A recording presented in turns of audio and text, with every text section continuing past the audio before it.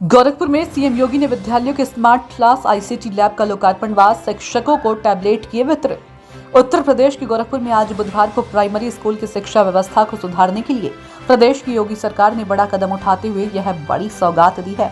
दरअसल मुख्यमंत्री योगी आदित्यनाथ बेसिक शिक्षा कार्यक्रम में हुए शामिल। यहाँ उन्होंने गोरखपुर मंडल के 1086 परिषदीय विद्यालयों के स्मार्ट क्लास एवं 64 ब्लॉक संसाधन केंद्रों में आईसीटी लैब का लोकार्पण तथा 14,360 शिक्षकों को टैबलेट एवं 1,207 दिव्यांग बच्चों को 1,980 सहायक उपकरणों का वितरण किया। उत्तर प्रदेश के स्कूलों में अब स्मार्ट क्लास की शुरुआत हो चुकी है। उत्तर प्रदेश के स्कूल एक नया आयाम स्थापित करने जा रहे हैं। कोरोना काल में शिक्षा पर बड़ा संकट आया था, बिना परीक्षा छात्रों को पास किया था। देश को स्मार्ट क्लास की जरूरत है। शिक्षा के लिए केंद्र सरकार और राज्य सरकार कई योजनाओं पर कार्य कर रही है। हम सब आज आपके बीच में यहाँ पर आए हैं।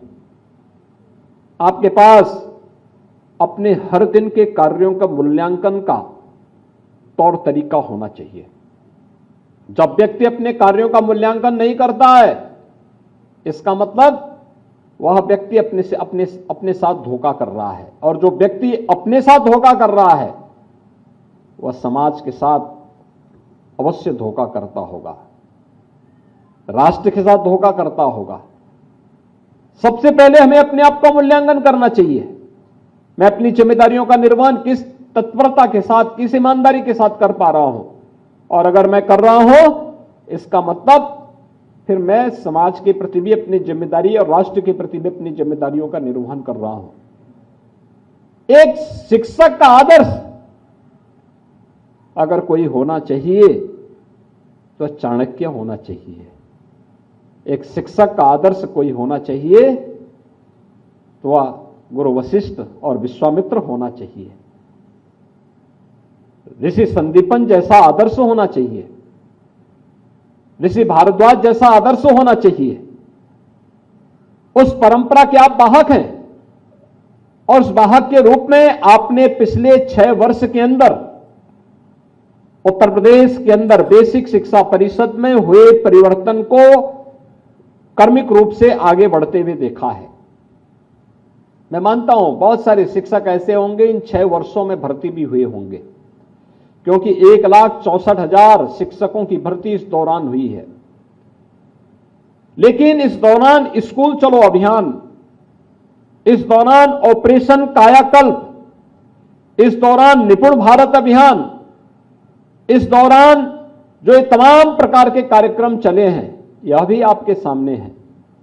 और इन सभी कार्यक्रमों को अगर हम समय के अनुरूप अपने आप को ढालने की प्रवृत्ति के साथ जोड़ सकेंगे, इन कार्यक्रमों के साथ एक स्वस्थ प्रतिस्पर्धा को आगे बढ़ा पाएंगे, तो मुझे लगता है इसके बेहतर परिणाम भी हम सबके सामने आएंगे।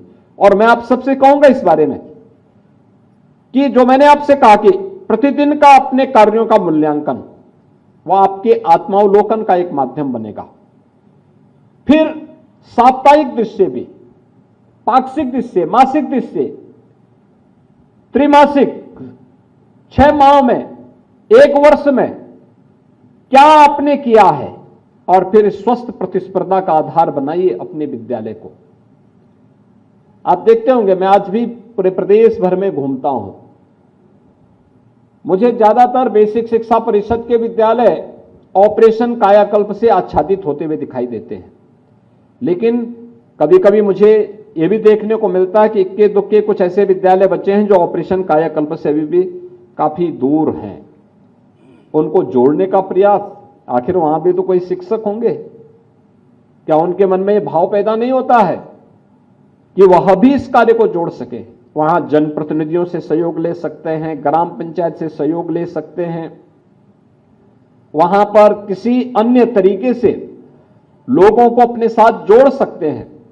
और याद रखना, जब तक पुरातन छात्रों को भी आप जोड़ेंगे, कौन ऐसा व्यक्ति होगा? आज की पीढ़ी जो वर्तमान में कार्य कर रही है, जो किसी न किसी कार्य के साथ जुड़ी हुई है, याद रखना यह किसी न किसी बेसिक शिक्षा परिषद का ही प्रोडक्ट है। और वह बेसिक शिक्षा परिषद में कार्य करने के लिए वह व्यक्ति स्वयं इच्छुक होगा सहयोग करने के लिए, लेकिन सहयोग लेने की आदत हमें स्वयं डालनी पड़ेगी। हम गांव के लोगों को बुला करके कार्य प्रारंभ कर सकते हैं, पुरातन छात्रों को जोड़ सकते हैं, ग्राम पंचायत का सहयोग लेकर के इस कार्यक्रम को आगे बढ़ा सकते हैं। तो यह प्रतिस्पर्धा आगे बढ़ाना और साफ सुथरा प्रवेश होना, परिसर आपका साफ सुथरा हो, फूलदार, फलदार, छायादार वृक्षों को लगाने की व्यवस्था करना, वहां पे बच्चों के मन में इन सभी कार्यक्रमों को जोड़ने की एक नई प्रवृत्ति और पर्यावरण के प्रति जागरूकता पैदा करने का प्रयास होना, और फिर तकनीकी दिशा आगे बढ़ाने के लिए भी क्या कुछ प्रयास हो सकता है। ये जो टैबलेट आपको दिया गया है, ये टैबलेट जो दिया जा रहा है, ये टैबलेट तकनीकी रूप से आप भी सक्षम हो सकें, शासन के साथ एक तारतम्यता आप भी बना सकें, लेकिन समय के अनुरूप आप भी अपने आप को आगे बढ़ा करके इस योग्य बन सकें कि आने वाली पीढ़ी को आप एक नया मार्ग भी दिखा सकें। यानी आपके पास जितनी भी स्मार्ट क्लास की व्यवस्था है या आईसीटी लैब्स जो बन रहे हैं, यह आपको समय के अनुरूप 2 कदम आगे बढ़ने के लिए नई प्रेरणा प्रदान करेगा। याद रखना, समाज जहां सोच रहा है, अगर हम उससे 2 कदम आगे बढ़ करके नहीं सोचेंगे तो हम पिछड़ जाएंगे। आज नए नए परिवर्तन हो रहे हैं और इस दिशा में आपके लिए महत्वपूर्ण होगा कि जो आज यहां पर अनेक प्रकार की सुविधाओं से आच्छादित करने के कार्य हो रहे हैं, क्रमिक रूप से आपने देखा होगा, पहले चरण में हम लोगों ने जब बच्चों को यूनिफॉर्म, बैग, बुक से सभी उपलब्ध करवाने की कार्रवाई की, तो पहले चरण में एक एक करके दिया गया, धीरे धीरे करके इसको आगे बढ़ाया गया।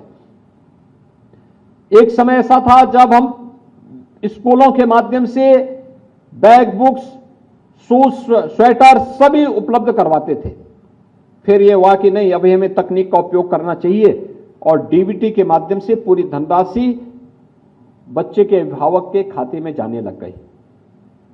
अब शिक्षक की जिम्मेदारी क्या बनती है? प्रधानाचार्य और शिक्षक मिलकर के अभिभावकों के साथ बैठें और अभिभावकों को इस बारे में जवाबदेह बनाएं कि बच्चों को यूनिफॉर्म पहन करके और साफ सुथरे कपड़े के साथ वे बच्चे स्कूल में आए, अपने बैग के साथ आए, अपने जूते मोजे पहन करके आए।